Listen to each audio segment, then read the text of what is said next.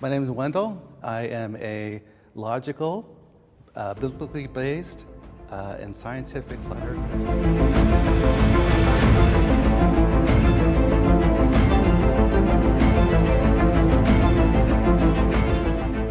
我在做前几期影片时，研究了不少古希腊时代哲学家的地理学著作，像是毕达哥拉斯和亚里士多德。但那时候我天真的以为中世纪欧洲的罗马教廷主张圣经中的地平说，所以镇压了异教徒希腊人的学术成果。但经过一阵研究后，发现我错了，而且大错特错。在中世纪欧洲，大部分的精英，包含教会的神父，几乎都认同地圆说，也就是地球是圆的讲法。但为什么21世纪的今天，资讯已经如此发达，科技如此蓬勃发展，却有几亿的地球人认为他们生活的这块地方是平的呢？今天我们来讨论，为什么有人认为地球是平的？为什么地球是平的？不是，你想象嘛，这很简单。地球如果是圆的，住在那个巴拉圭亚松森的人，他们为什么不会掉到外太空？长话短说，地平说得到这么多人支持，是个很新的发展，而且不是由于基督教单方面造成的，更多是因为现代科学的出现才变得如此流行。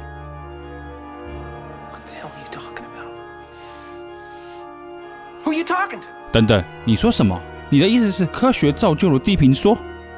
科学不是已经证明地球是圆的吗？ NASA 不是已经飞到外太空，还拍了一堆外太空视角的地球照片吗？为什么你却宣称因为科学才有这么多人相信地球是平的？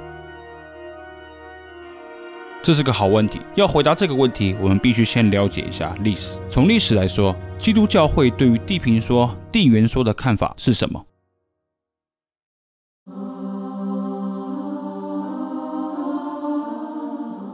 你可能会有一个印象，无论是东正教、天主教，还是一些新教教会，对于圣经的解释采取的是零容忍政策，像是哥白尼的著作遭到罗马教会禁止，伽利略终身被软禁，还有达尔文的进化论等等。再加上21世纪网络流传的各种基督徒坚持圣经说法的影片，很大程度上影响了你我对这个议题的印象。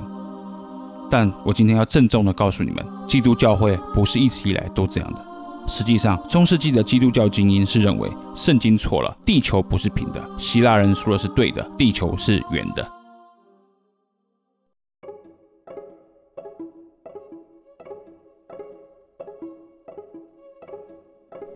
没错，罗马教会长期以来坚持创造论，也很长一段时间内主张地心说，认为地球是宇宙的中心，太阳是绕着地球在转。但是这不代表他们认同地平说，甚至圣奥古斯丁被认为是基督教史上最伟大的哲学家、神学家之一。 他去世以后，也被教廷封为圣人，所以一般都称呼他为圣奥古斯丁。在一部著作中，《创世纪的预言解释》，圣奥古斯丁说，圣经没有对这个世界或宇宙的形体和大小有过清楚的叙述。圣奥古斯丁认为，这个世界铁铮铮就是颗球。 圣奥古斯丁没有直接指控圣经错了，而是说我们应该要从预言或隐喻的角度来理解圣经中的地平说的含义，而非就字面上的意思去理解。但他很清楚地警告其他基督教同胞，绝对不要抓了圣经几段话下来就去声称地球是平的，因为这只会让异教徒们更瞧不起基督教和圣经。 这里他所说的异教徒，指的是古希腊的哲学家们，如亚里士多德等人。事实上，圣奥古斯丁并不是唯一公开认同地圆说的基督教领袖。在中世纪时，地圆说基本上在欧洲精英的圈子里是个常识。所以问题来了，是从什么时候开始，越来越多教会的人开始坚持地球是平的，反对地圆说呢？因为有一个家伙来了，实证主义科学。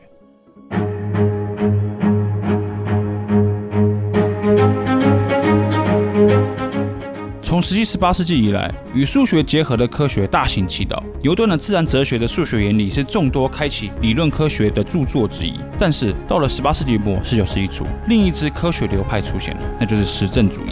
实证主义科学强调实证，也就是科学必须建立在人类感知能捕捉到的经验材料之上。什么意思？ 就是如果你想证明什么，最好卷起袖子去找证据、数据，透过你的观察所及，将经验、证据归纳起来。最终，如果数据量够多的话，很可能可以证明科学的结论、科学的知识，而不是坐在书房里透过数学或形上学去想象这个世界。换句话说，19世纪兴起的实证主义科学家很不同于之前像牛顿这样的科学家。虽然对他们而言，数学依然是很重要的工具，但能被实证、能被观察的经验材料，才是了解自然现象的科学基础。实证主义的崛起，不只对自然科学有重大的影响，也促使了社会科学在19世纪的兴起。后来一大批欧洲思想家都受到实证主义的影响，最有名也最有影响力的就是马克思了。以上是对实证主义科学非常101的解释，可能有很多细节我没提到 ，but you get the point。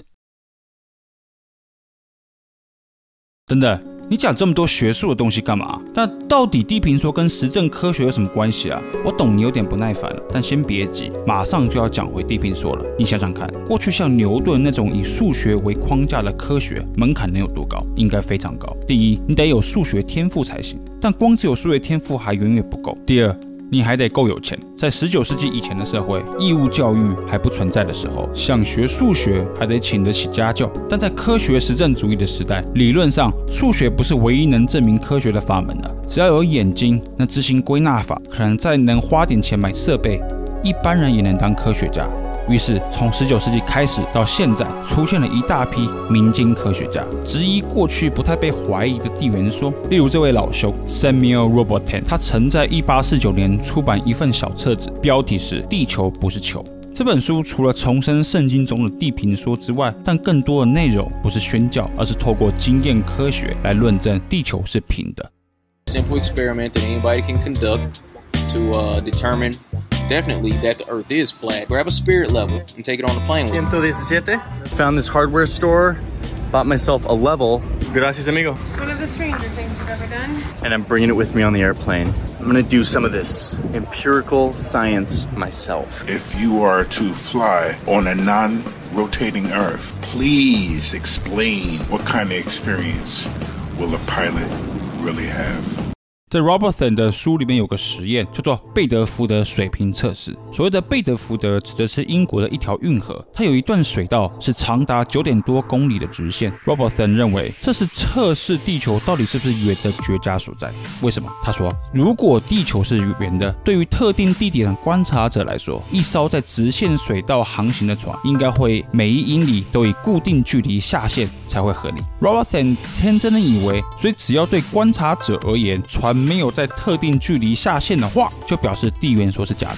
所以 Robertson 搞了这个实验 ，A 是固定地点的观察者 ，B 是船在运河航行的终点，然后船上架有一根5英尺高的旗子 ，C 这是 A 的水平视线 ，T 是 A 视线与地球的交合点。如果地球是圆的话，当船走到 B 的时候 ，A 的目光应该只能看到 T， 完全见不到船的旗子。但 Robertson 的观测结果是 A 点仍然能够清楚地看到 B 位的船上的旗子，所以他得出结论：地球根本不是圆的，真实的世界应该长这样。Robertson 这位民间科学家以为他成功证明了地表根本没有弧度，而是平的，所以地球不该是颗球。We'll start with some basic questions. The sky is in a world where it feels like nothing is as it seems. Blue. It's blue, of course. Oh, the sky's blue. The sky's blue. 1 + 1 is 2. 2. 2. 2. There's at least one truth we thought was indisputable. And the Earth is flat. Flat. The Earth is flat. My reality, my senses tell me that the earth is flat and stationary. 你被说服了吗？实际上，这个实验忽略了很多因素，其中最关键的是光的折射效应。Wikipedia 上面有很完整的解说，有兴趣的朋友可以去看看。但结论是 ，Robertson 的实验忽略了太多因素了，所以打从一开始就不能成立。但是你应该可以感觉到吧？地平说的支持者开始用自己的感官、逻辑、器材来自己搞实验。从19世纪到今天，不止 Robertson 一个人而已，出现了一大批民间科学家，用自己感觉合逻辑的实验来证明地球不是圆的。科学很讽刺的给了地平说论者一项强力的工具。然而，为什么突然从19世纪开始，会有一群人如此执着于地平说呢？原因是同时出现了另外一股重要的思潮，那就是反宗教主义。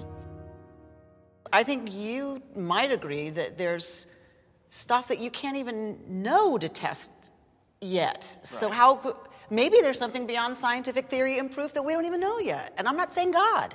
Okay. If we just take God out of it, might there not be something, Well, certainly, right, that certainly. your scientific beliefs can't explain? That's right, certainly. But also, in my philosophy, I don't see any point in putting any kind of supernatural label on it as an explanation. It's just not solving the problem. 首先，现代早期以来出现各种与基督教教义对反的科学作品，像是我们先前提到的哥白尼的日心说与达尔文的进化论。但这些科学论著的出现，不代表反对基督教。事实上，许多科学家仍然认同自己是基督徒。真正的转捩点是出现于19世纪欧美的反基督教思潮，像这位美国历史学家 John Williams Draper 出版过一部影响力极大的书《The History of the Conflict Between Religion and Science》宗教与科学竞争史。这本书主张宗教与科学几乎是无法相容的，是二元对立的，也是从此之后欧洲的中世纪逐渐被描绘为黑暗时代。为什么呢？因为中世纪被基督教会所主导。在 Draper 眼里，这相对于理性思辨、科学精神的希腊和罗马时代，在这样的对立思潮当中，支持基督教的一方也同样被卷入这个二元对立的陷阱里。先前所讲的 Robertson 的荒谬实验，就是在这个文化脉络下滋养出来的。它背后的逻辑是以彼之矛攻彼之盾。你们科学很厉害，是不是？那我就用你们最骄傲的科学来击溃你们这群反基督教主义者。这个对立到了21世纪，因为网络的发达而变得更加激烈。地平说的支持者透过 YouTube 和各种网络社群扩大影响力，再加上美国建国以来地方上就有反政府的思想传统。这个反政府不一定指的反对政治上的机构，而是任何大型机构、学校的言论，甚至大型制药公司的疫苗都被认为是有问题的。所以，即使 NASA 早就公布了从外太空拍到的地球照片，地评论者都不买单。这种对于大型机构的绝对不信任，在最近几年的美国更是越演越烈。川普的上台可以视作这波思潮的一个高峰。总而言之吧，地平说的流行其实是一个相当有意思的悖论。我们以为被基督教笼罩、很不理性的欧洲中世纪，实际上对于地缘说相当的包容；但我们以为很理性的近代世界，却产生了运用科学理性来论证非理性的背反现象。地平论只是其中一项表现而已，虽然难以实证。但或许正和反、阴和阳、理性与非理性，永远都是成双出现的。